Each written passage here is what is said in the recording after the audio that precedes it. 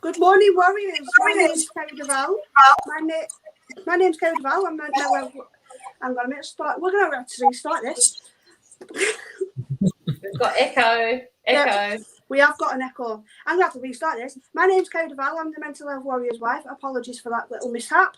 It's Monday morning. It's Monday morning. I've only had one coffee. There you go. Today I'm joined by Steve Knapp and Auntie Shazza. Hey guys, Hello. welcome back. Thank you. Good to be here. Yes. We'll start with some quick fire questions to get us all warmed up before we jump in. Favourite colour? Steve, we'll go first. Purple. Sharon? Green. Do you know purple? We've got to have purple. No, I like green. Your background is perfect. Does pineapple belong on pizza? No. Yes. Yeah. Doesn't belong anywhere. Oh, it's beautiful. No. Cat or dog? Dog. Dog. Adam? Sorry, Terry. I'm the odd one out here. And while we're on the subject of animals, next week we're going to do how pets can help our mental health. Steve, you're booked on for that one, so yeah. I did message you, but I don't know if you've seen it or not. No, I haven't, but that's all good. Count me in. You're back here next Monday. How pets can help mental health. We're going to talk cats and dogs. Brilliant. I don't know anything about dogs, so I'll have to throw that over to you guys. I'm a cat Not girl. a problem. Right, Not a problem. Right, anyway, today we're talking about labels and how they can affect us. Obviously, Sharon, we know from the conversation we've had offline, you want to talk about kids and labels and are kids being overdiagnosed? I'll throw it over to you.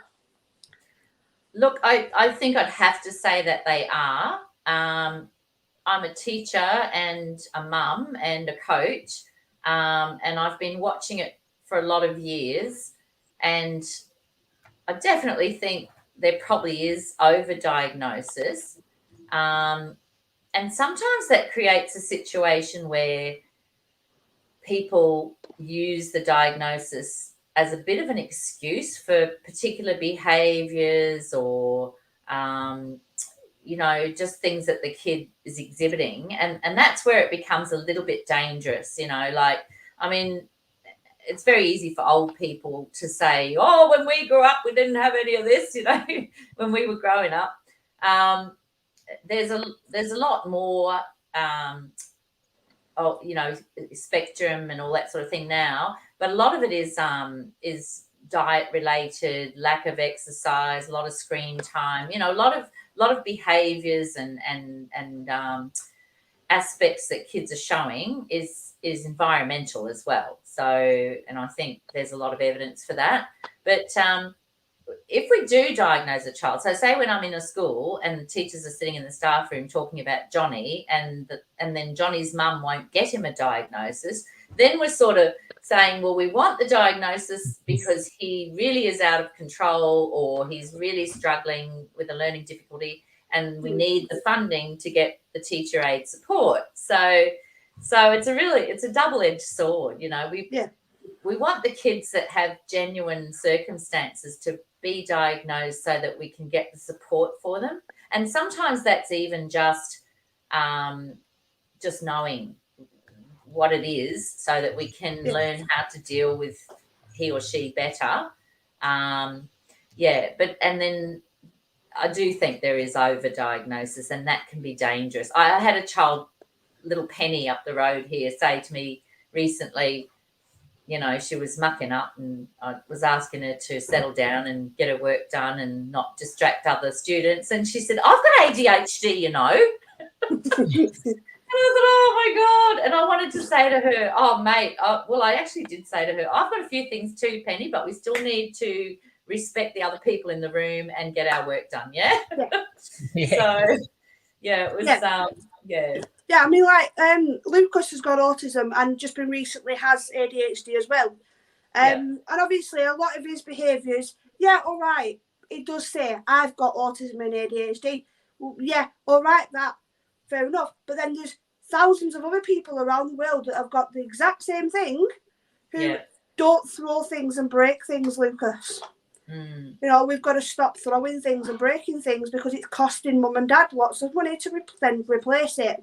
Yeah, well done. Yeah. Well done. So obviously, a couple of weeks ago, he threw his Nintendo Switch and broken one of his controllers. Now, obviously, parents who know Nintendo Switches are not cheap. They're £200. Yeah. You know, and obviously, when the controllers go, yeah, fair enough, it's not £200 to replace the controllers, but it's still £40. You know, still not cheap. It's not. You know, so I've said to him, look, you're going to wait. I'm going to make you wait till you get your money in, which obviously only falls in once a month. He knows that when that money falls in once a month, it's his disability money. He gets a little treat out of that. I do. I always get him something treat. It's because it's his money. It's there to help us, but it's his money as well. So he always ends up with a little treat out of it, and so does Tegan. That's what we do.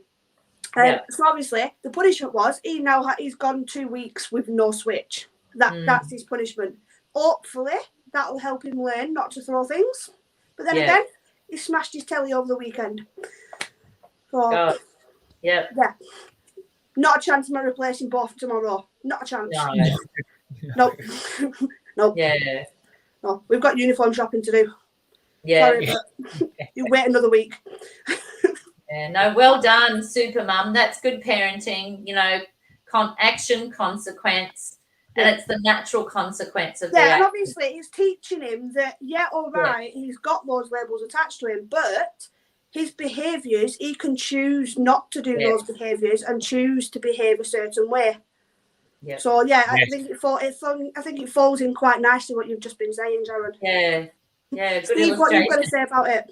Yeah, well, it seems I hadn't really just thought about it until hearing Auntie Shazza talk about it, but it does seem, probably especially in the last 20 years or so, that there's been a big shift from parents actually wanting to accept that their child could be naughty. And it's like an intentional plan to want to go and have something diagnosed specifically so they can say, yes, they're behaving like this because of that, not because I don't punish poor behaviour or I don't set good boundaries with them. It's much easier to have a doctor say that there's something wrong and have that label attached so that you basically can throw your parenting job out the window and say, see, it's not my fault. I'm great. It's because he's got this or she's got that. It's like, and it's definitely, I know, like I'm pushing mid-40s, and it certainly was nowhere near as abundant when I was growing up. There'd be one child in a classroom that had something. And now you're probably pushing, I don't know, Shaz, I'm not being in the teaching space, but I'd be thinking now you're nudging almost 50% of kids in a classroom that would have some sort of in some schools, you'd be right. Yeah. So I think, like you said, it can be dangerous once you're intentionally trying to, because once you've got that label, it's very hard to pull it off. It's almost like thrown into your persona. So I think we do have to be quite careful with especially with young minds, how we treat them. And like you said, Kerry, sometimes you've got to really come down on them and give them the understanding that, like, heaps of people have what you've got and they're not doing that. You're making the decision your own self to cause a problem. And when they understand there's repercussions to that and they don't get things replaced straight away, I can't think of any better way to do it. I think, that's an amazing example.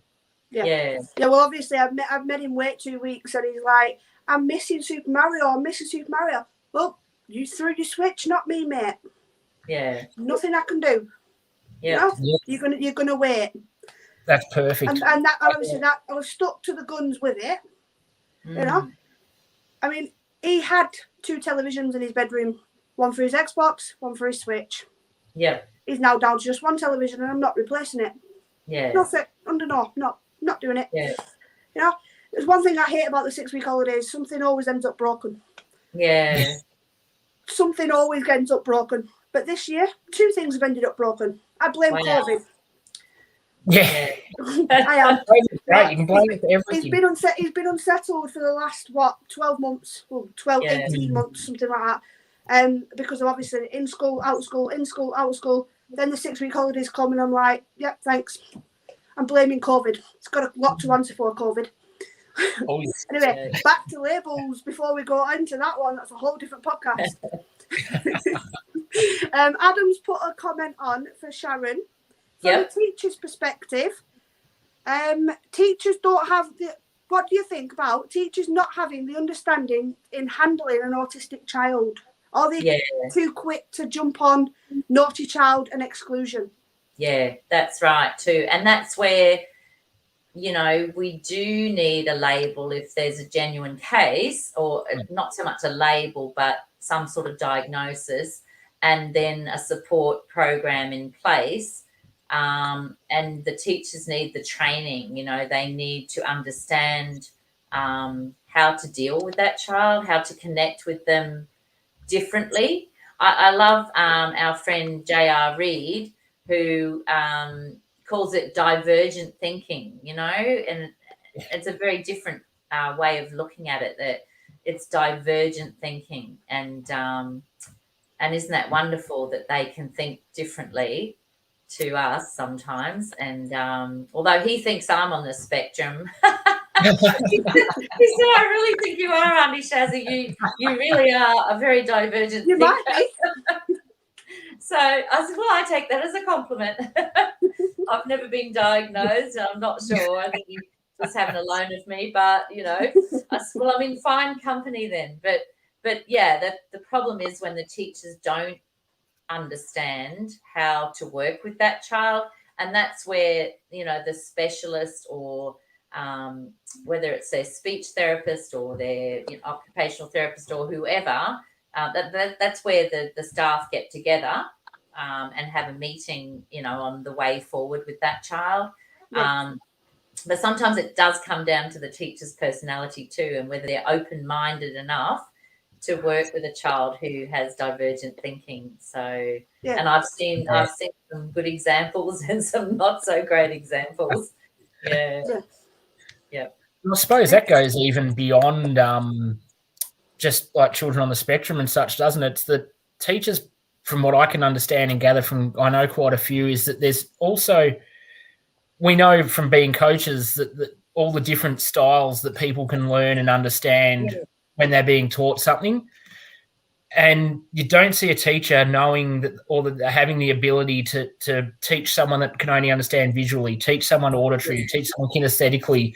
So it can sort of vary across the whole class, whereas 5 need to be taught this way, 6 need to be taught that way, 2 need this way. And I think that's why I know particularly with my younger son, he's battled through school from very early primary school age. And I think it's come from, he's the square peg in the round hole with the way the curriculum's taught, that it just straight over his head, and none of it sinks in. So I think it's a wider ranging sort of issue but then how long do teachers learn for? Do we make them do 12 years of uni to be able to become a teacher? There's so much involved in it. It's so hard to cover the full gamut of human behavior.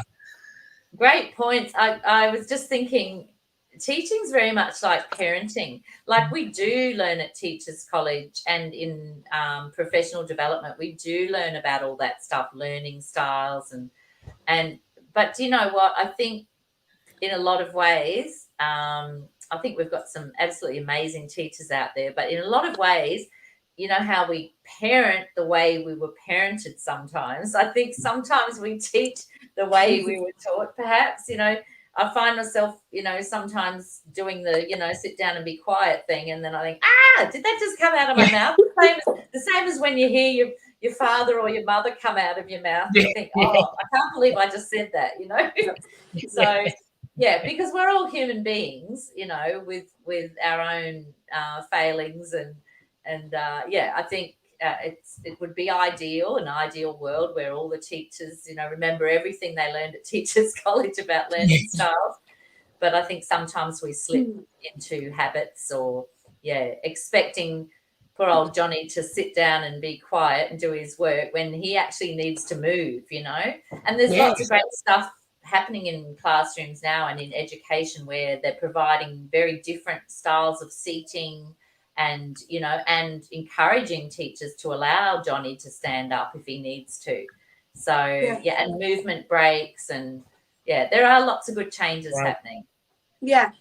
Certainly with, obviously, I'm going back to Lucas again.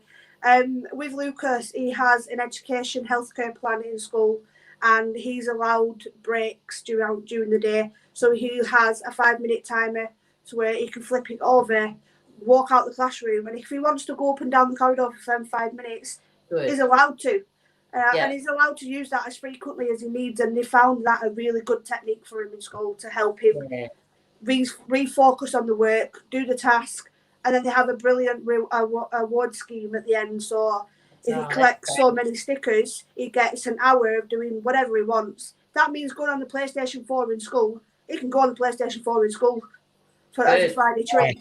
And that's brilliant, because obviously the kids love it. I didn't know schools had PlayStation 4s.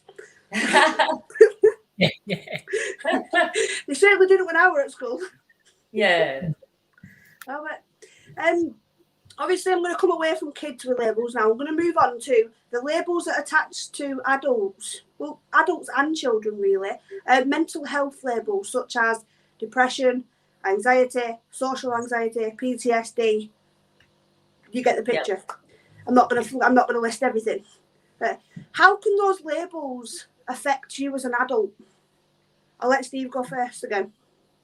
Well, they affect everything, don't they? Because unfortunately, when our experience shows us that labels are generally negative terms.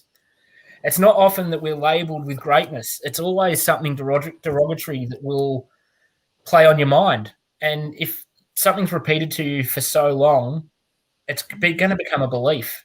And once you've got that limiting belief stuck in your mind, then you believe it as reality, and it's very difficult to shake that.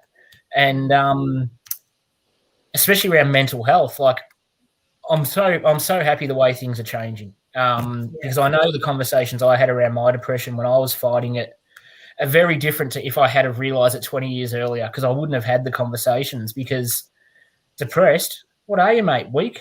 Like, you're soft as. Grow up, toughen up. Don't have a cup of concrete, you loser. Like, all the sort of things that where now it's very acceptable to be able to use. The one thing that I am finding that I'm meant to have a chat to Adam about is, I don't know, I'd love your guys' thoughts on this. I'm starting to see a very concerning trend.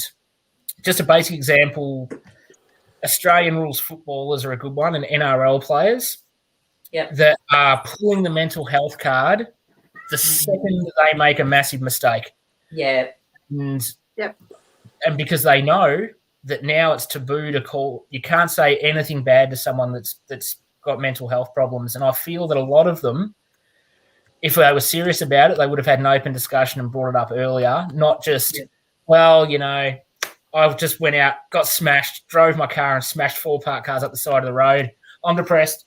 Well, I would be after doing that, but I don't think you were beforehand, and it certainly didn't reaction. So, like, that's another area where I think labels can be a bit damaging, where people intentionally use them as a way out rather than getting above the line and accepting responsibility for their own behaviours. Much like you said with Lucas and breaking stuff, if you're not taking the responsibility for what you do, then it's sort of, I don't know, reverse labelling. You're sort of just taking advantage of it for your own benefit, which I think people that have naturally suffered these things, it hurts a lot more when you feel someone's pulling that card that isn't actually going through the pain that we all have.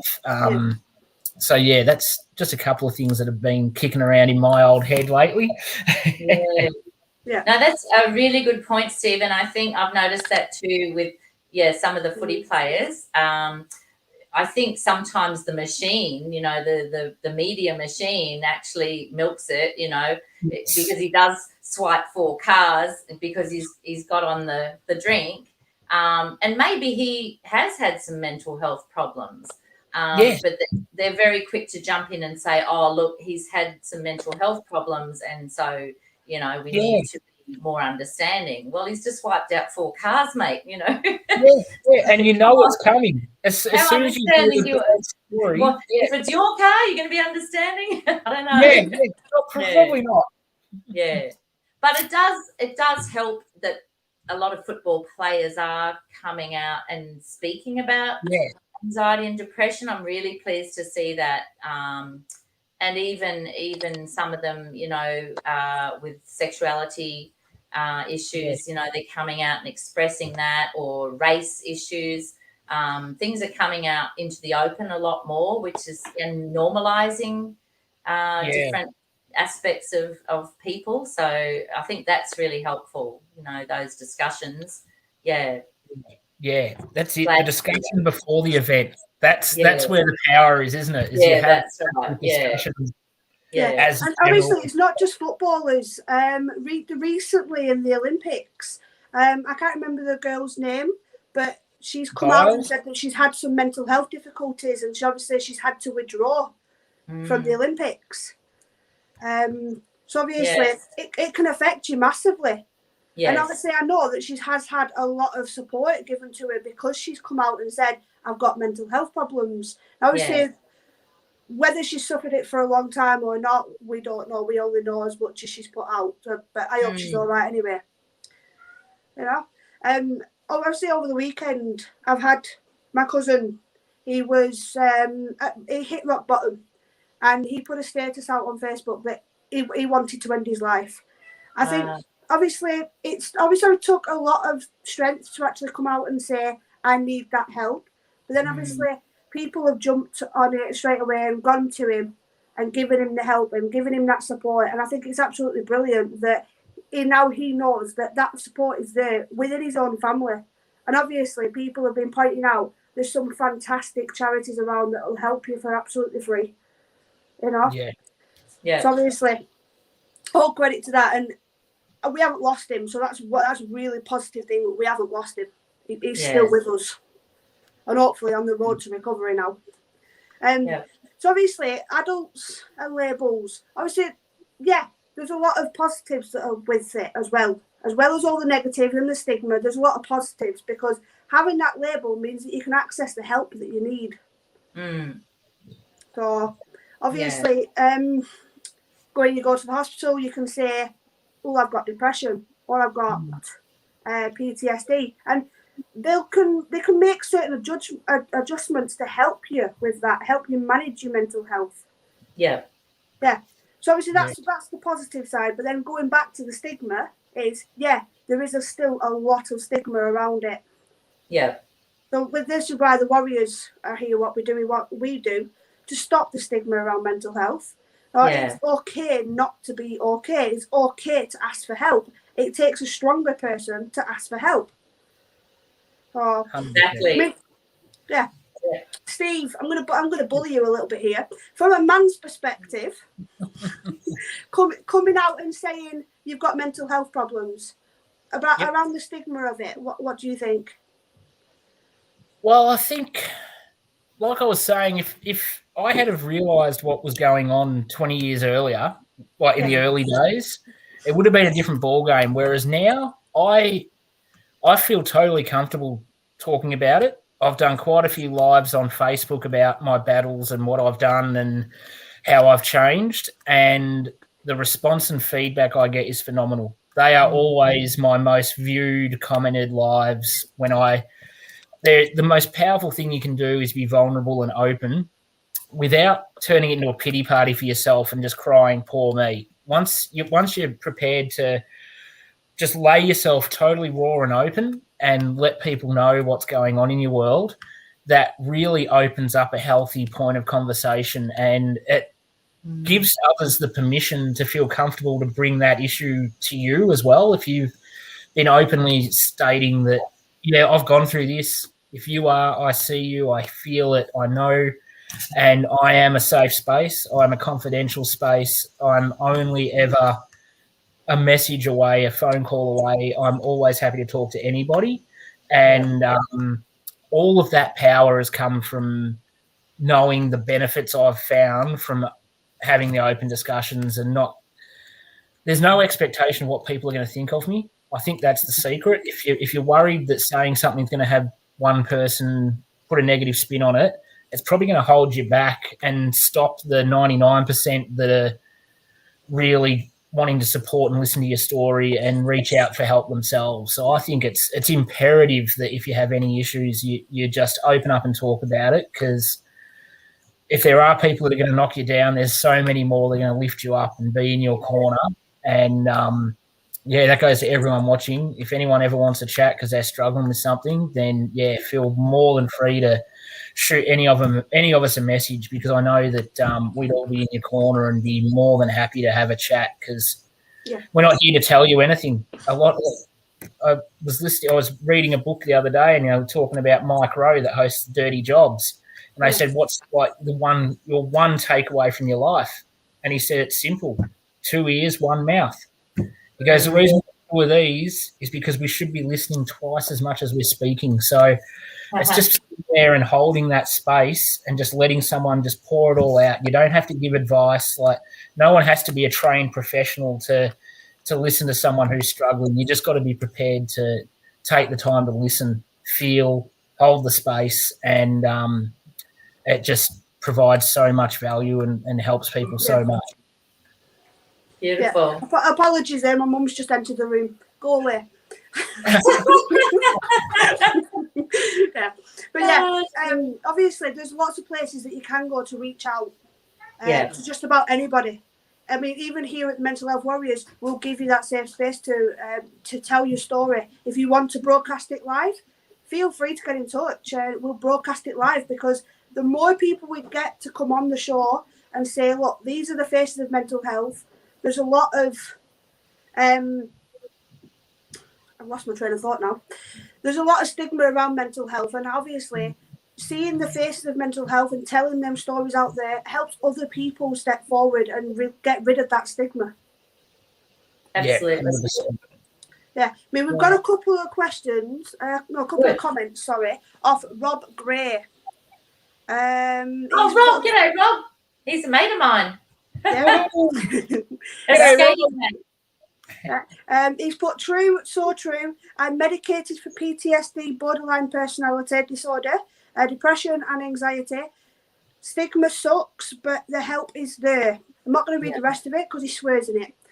But it's the comments on Facebook for you to all to go and read. And he's got severe nightmares nightly, and he's hoping a medication change is going to help him. Well, if you want to come on and share your story, Rob, feel free to get in touch. Absolutely. Yeah. Rob's come a long way. I know that. Good on you, mate. Thank you for sharing. Yeah.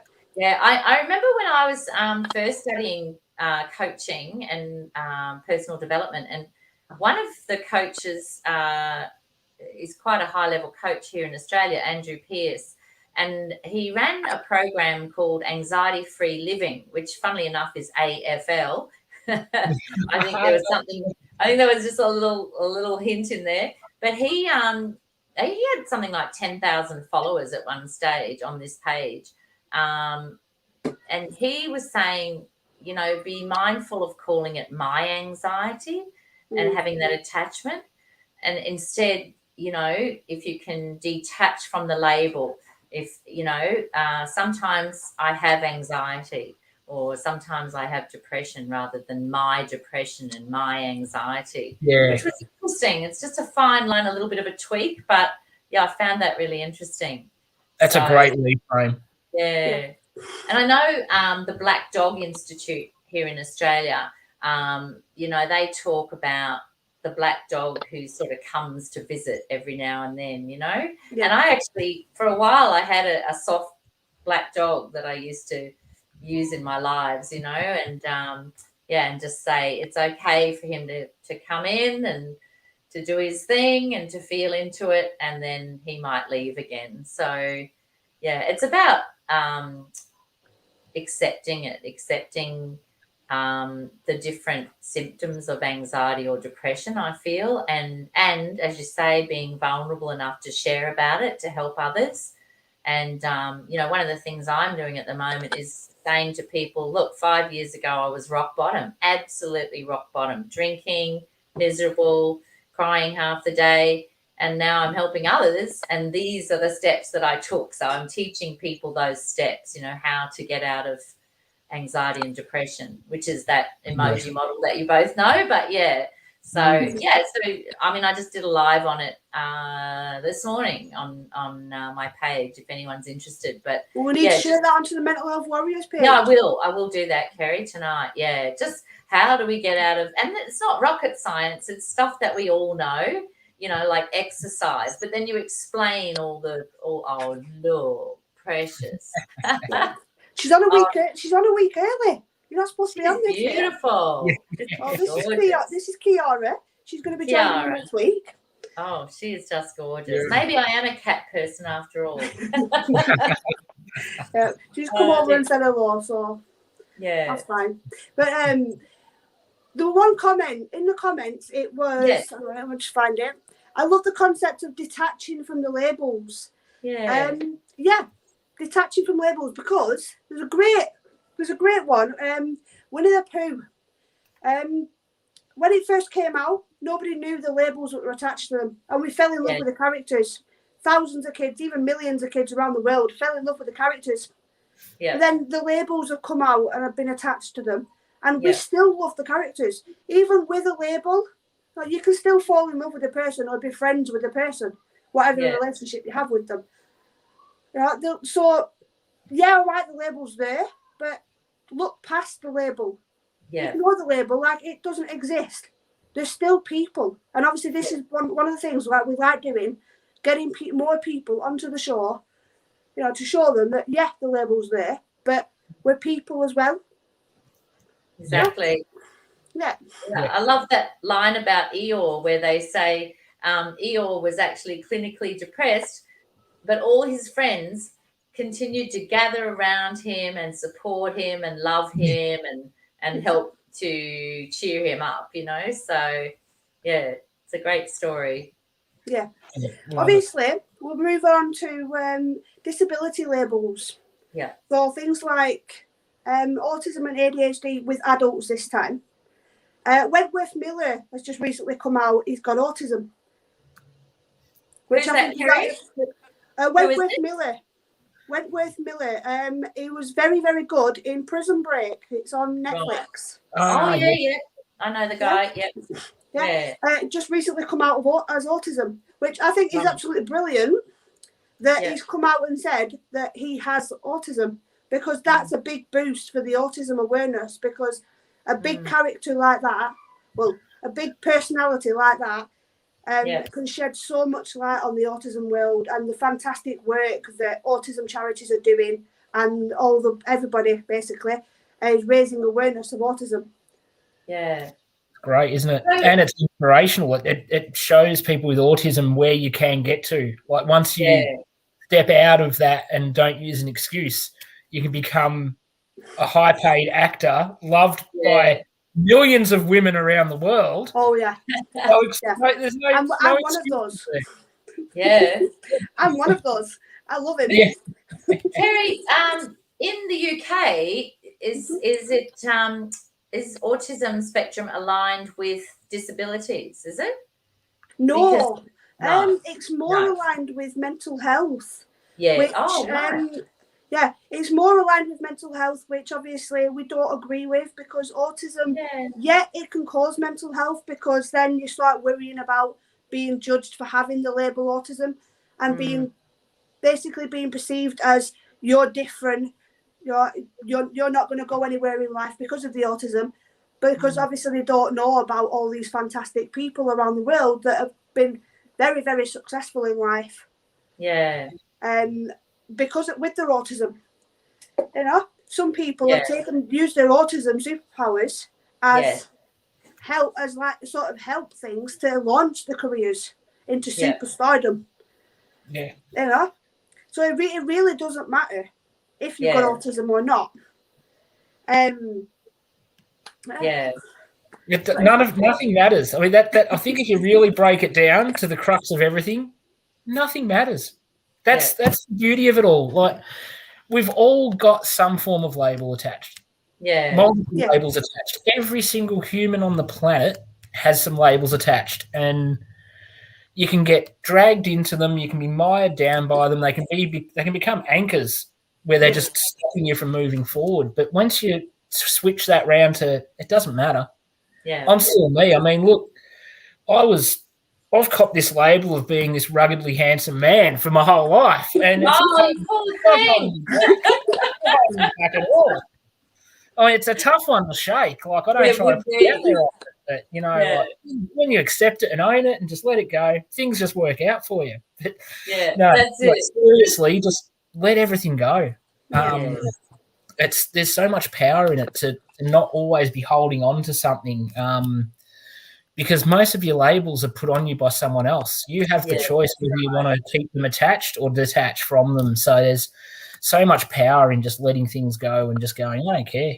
I'm just going to be me. Like, when you reframe things from, like, there's nothing wrong with any of these things. So if you just turn it from, like, you could say, I'm autistic, or no, I am bloody magically unique. I have magically unique superpowers that a lot of other people don't have. Yeah. Wear that label and see how that changes your thinking when you're wording of what's going on in your world. It can create such a powerful difference. Yeah, I mean, obviously growing up, there was a lot of labels.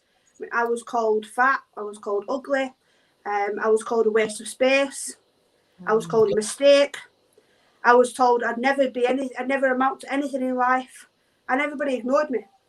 And now it's a case of somebody says, like a couple of weeks ago, a stupid child, well, an adult child, started chanting, "Hey, fatty bum bum," out the window, and I'm like, yeah, okay, I'm fat. So what? Oh well, that just means I like eating my chocolate. I'll put it out there. I'm a chocoholic. I don't care. I'm with you there. No, I'm just gonna leave that out there. I'm a chocoholic. Nothing I like better than sitting in front of a good film with borrowing my favourite chocolate. Yeah. There you go. That's me. That's it. I'm not giving my chocolate up for nobody. Yeah.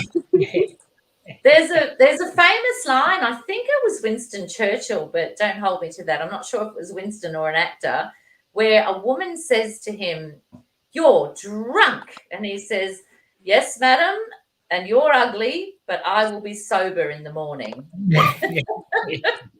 I love that one. I'll have to find out who it was. I think it was Winston. I'm not sure who the woman was. Winston Churchill. That's brilliant.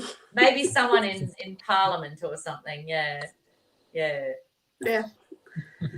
I'm just googling the name of a young man here who's autism spectrum, who does amazing artwork, and I'll just find his name. You talk amongst yourselves. Yeah. Rob Grace commented, "Kerry, I feel you, darling. You are so much better than these people who are so small within themselves. They need to belittle others. P.S. Chocolate is life." It is, Rob. Yeah, Rob. It is. Well said, mate. I want to give another shout out to Rob. One of his previous comments where he's mentioned that we're all mentally unwell at certain levels. Yeah, there's so many comments coming through. I can't keep up.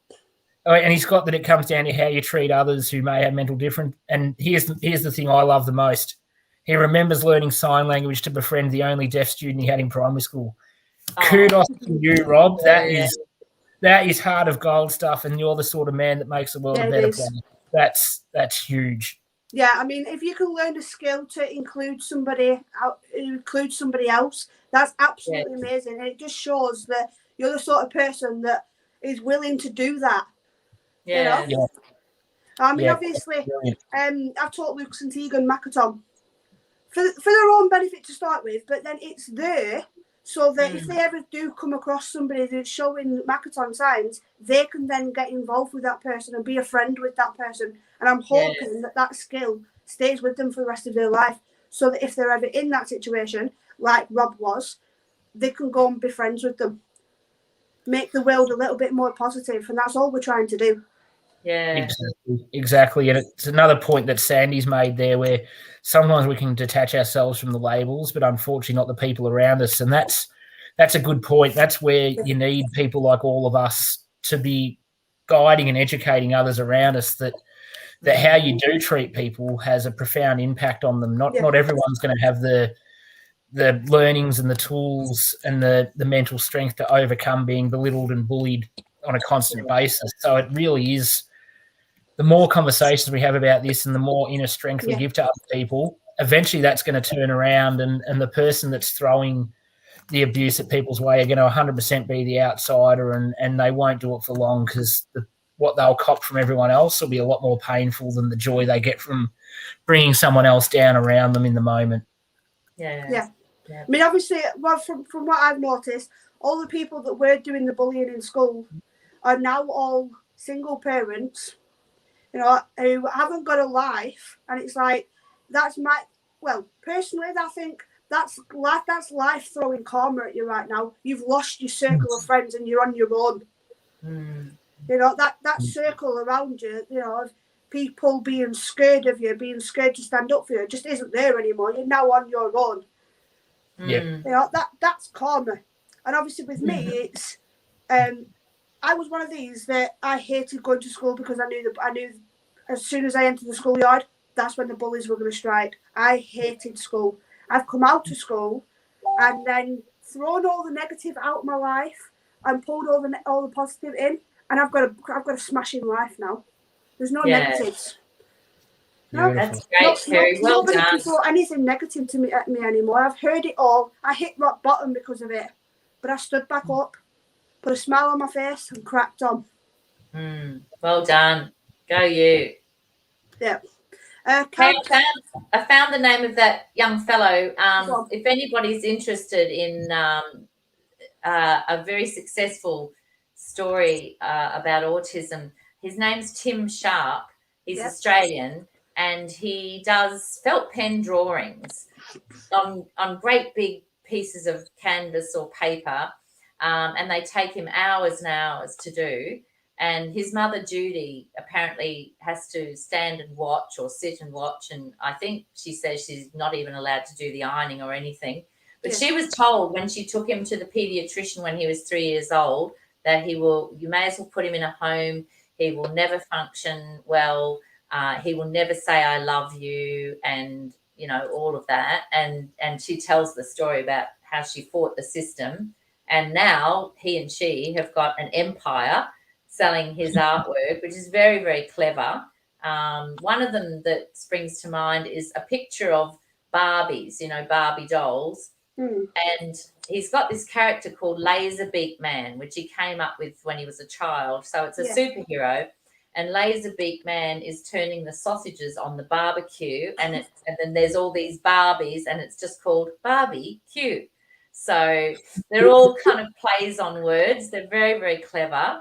I don't know how much is his work and how much is mum's work, or, you know, nowadays they would have a social media team and you know, spin doctors, but it's just fabulous to see, you know, such a successful person come out of that situation, you know, where autism was. And Rob Gray has commented, please share a link of his art because he loves it, and you know what? I think I'd love it as well, so please do share it. Yeah. We can all enjoy his art. Maybe we can even maybe if we can even get one of them to come on Warrior TV and talk about it. Yeah, I could ask them that. Yeah. And I'll certainly post the TED Talk onto the Warrior page. She does a great TED Talk with Tim about, you know, how they were just told that, he would amount to nothing virtually. And now they're, you know, I hope they're filthy rich. I would predict that they are. It's like they've got the whole merchandise thing going on, you know. I hope so too. You know, after the comments that she got from doctors when he was small, you know, and she fought the system, I hope it has. I hope that life has thrown all the riches of the world at them, because it sounds like they deserve it.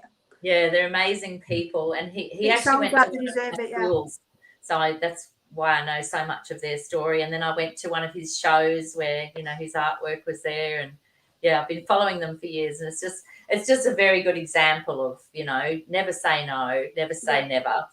So Adam commented, which I obviously did want to do it. Karen Unruh, one of her statements she comes out with was, we need shit in our lives to grow. And I think that's an absolute brilliant statement. You know, and it just goes to show that, all right, we're going through shit, but we need that shit in our lives to make us into the people that we're meant to be. So I'm gonna finish the show on that.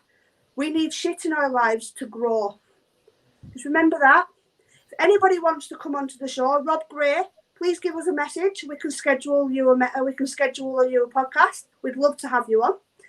I'm going to say thanks for joining us, Steve and Shazza.